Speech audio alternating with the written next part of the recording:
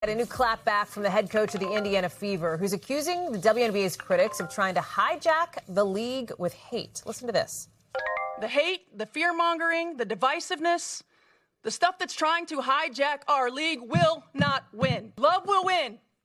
Grace will win. Humility will win. And kindness will win. I stand by them. I will always stand by them. Everybody else can go to hell. Stephanie White getting up there at the end pretty intensely. She's in charge of what's become the league's most controversial team after a mega controversy sparked by one of her players, Sophie Cunningham, who spoke out criticizing transgender women and girls in women's sports in an ESPN interview. Some on the right, even Fever fans, have slammed White, the coach, because they say she didn't stand up sufficiently for Cunningham after a hard foul on Saturday. White had said the play didn't look intentional. TBD on whether the new comments are going to smooth things over with hometown fans who booed White before yesterday's game. A win, by the way. Sam Brock is joining us now. Sam, if you ask Fever players, what are they saying? So the Fever players don't think it's that big of a deal, Hallie, in the sense that you look at these slow-mos of that foul from Dejanay Carrington on Sophie Cunningham, and it looks really, really bad because her arm clearly makes contact with her head and neck. That is the definition of a flagrant 2 foul, and it was called as such upon review.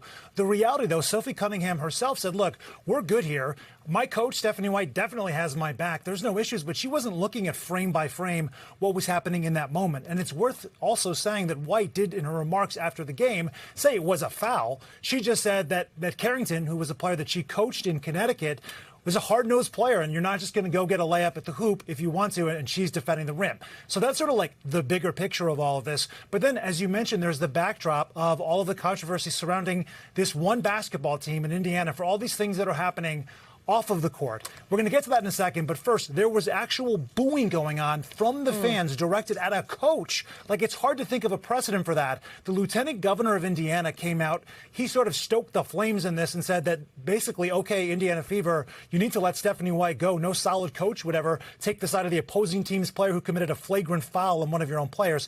Terrible coaching. The players, however, are definitely coming to White's side of this. Here's Caitlin Clark, you might have heard of her, responding to the booing on the court that night.